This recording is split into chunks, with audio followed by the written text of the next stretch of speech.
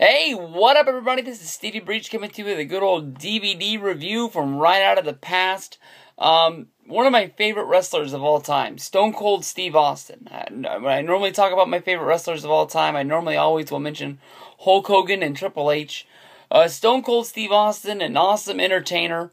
Never really, got behind this guy as my favorite wrestler all time. But I mean, like, when this guy was on top of wrestling was huge. I know that, when Stone Cold was on top, he probably was one of my favorite guys at that point. It wasn't until, it was around the time of this DVD, SummerSlam 98, the rise of Triple H and DX when he sort of took over after WrestleMania 14. That is when I first kept my eyes on him, but it wasn't until late 99, 2000 until Triple H really came into his own and was able to flip that switch up to a new one. But Stone Cold Steve Austin, easily one of the best entertainers of all time. Once, WWF, started going with him full board with the Stone Cold Steve Austin gimmick and everything they were doing with the Attitude Era to really push them up and made sure that they were going to, leave WCW in their dust, really made Stone Cold Steve Austin that, go-to guy that almost everything he did for years was gold. Everything he did when he came down to the ring, when he got into the ring was just ass whooping. It might not have been the best wrestling in the world, but the brawling would get behind it with the storylines that you really believed that this guy was just going to go in there and pick a fight with anybody, and he was going to come out on top. Steve Austin, as time would go on, now Stone Cold Steve Austin with the Stone Cold the Steve Austin podcast. I still listen to that show every week. It comes out on Tuesdays, comes out on Thursdays with the Unleashed version. One of the best podcasts there is out there. I think I put it number 3 on my top 5 wrestling podcast lists out there that I put up there the other day. I'll link that down in the description if you weren't able to check that out. But basically, on the Stone Cold Steve Austin podcast, he talked about Hell Yeah, the DVD that came out. Basically, somebody wrote in on one of the Q&A shows and just said, hey, Austin, I watched this the other night. In the documentary portion, they film you driving down the highway, leaving one show and going to another, and you're openly sitting in the driver's seat, drinking cold beer, talking about your run in 1998, 1999. They show you you're speeding down the highway at 90 miles an hour. Is this the way that you really do it? And, Steve Austin really had to, set the record straight. And I figured that he would, sort of say that they gimmicked it somewhere along the way, that, it was really, water in those cans or something like that. They were just trying to, play up the Steve Austin gimmick. But Austin just told the truth. I was in the truck, I was drinking beer, we were driving too fast, and it's just what we were doing. And in my mind, like, what the hell are you doing, Austin? You're one of the biggest stars in wrestling at that time. And, what would have happened if, I guess there was no TMZ at the time, and the internet was out there, but it wasn't as big as it was today. Maybe Steve Austin was a big enough star that he would have been able to, talk his way out of a DUI or, having a concealed open container or something like that in there, and it was no big deal. But to me, honestly, it just is a big deal. Steve Austin on the show apologized. He said it is what it is. I'm not going to lie to you. I don't do it anymore, and what I did was wrong, and, it is what it is. But, him talking about it made me go over to the shelf and really pull this out. When you look at this, focus in their iPhone, it says, what's that say? WWF 1002. This was the second DVD released from WWF on DVD.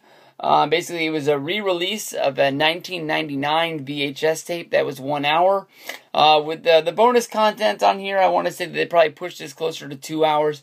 Bonus content, honestly, to me, isn't that great. The first few years of WWF, WWE DVDs, I don't think they really knew what they were doing when they do the documentaries. I don't think they know if they want to be kayfabe, if they want to tell the true life story.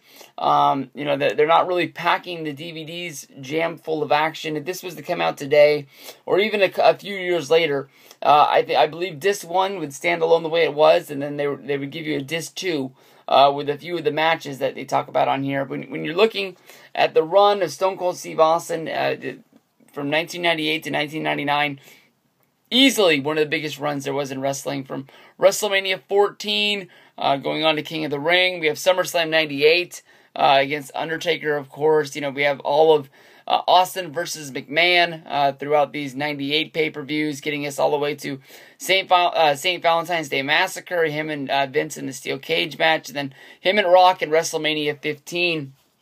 Awesome stuff right here for you. But what this DVD is basically, it's a documentary with just Stone Cold in his truck. I pretty much told you everything there's in there. He gives you a few rules of the road where you don't touch his radio. Basically, you know, he listens to everything up and down along the way.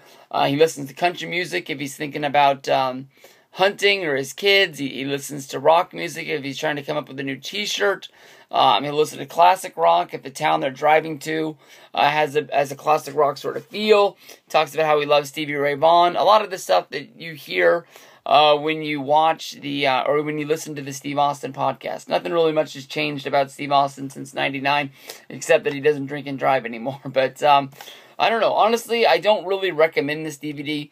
I'll run through it really fast for you, but none of these matches are complete. Everything's shown in like highlight fashion with the same song throughout the whole documentary.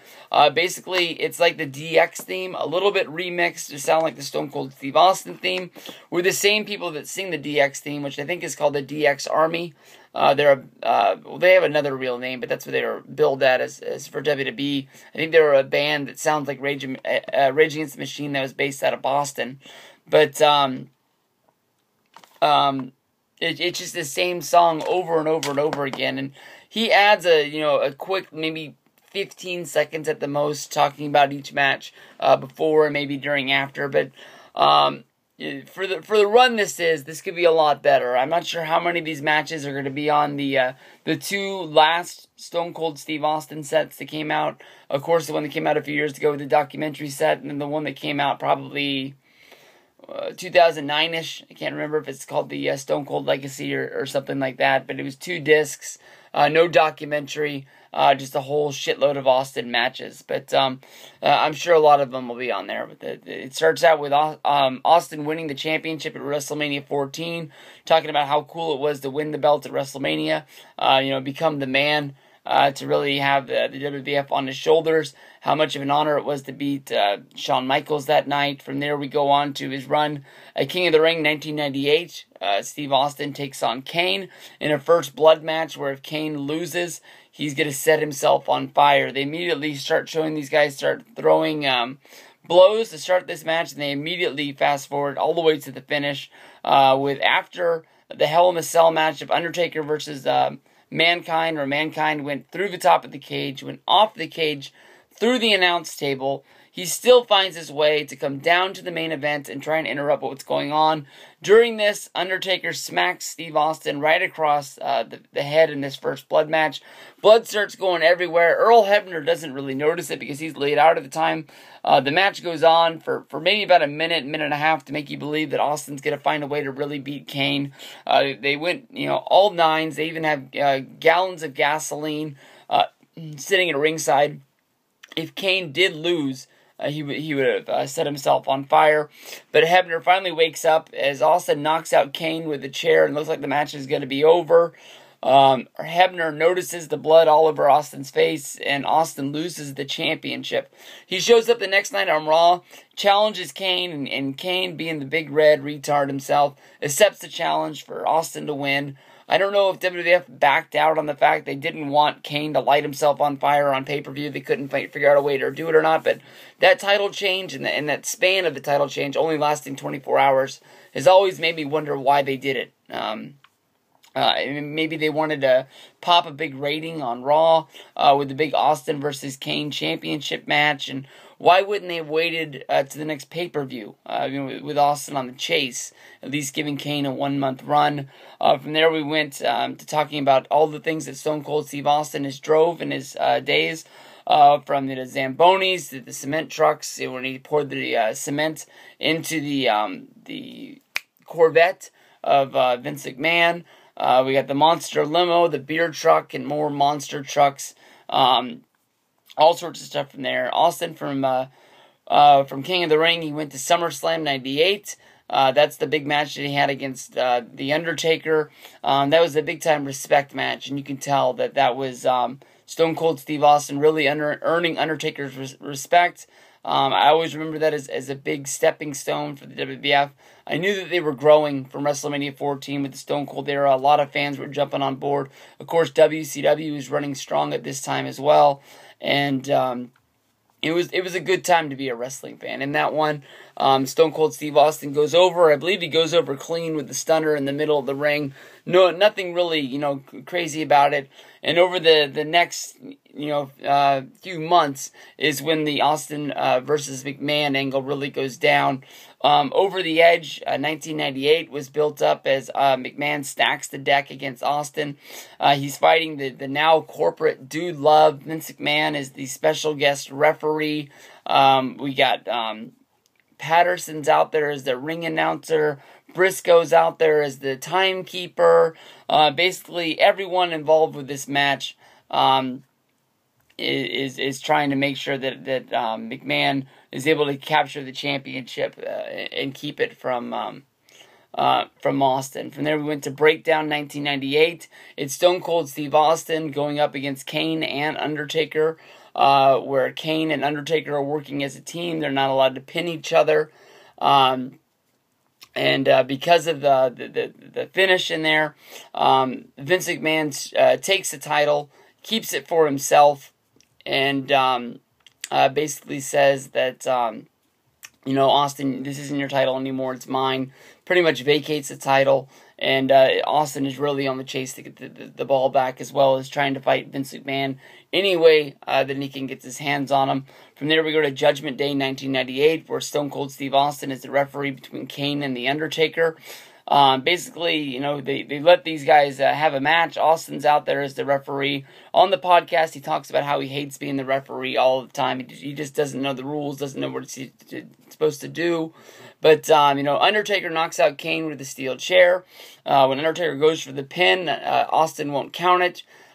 Basically, when Undertaker tries to, complain and get Austin to make the count, Austin stuns Undertaker. He does the double pin on both of them, 1, 2, 3. He, as the referee, declares himself the new champion, and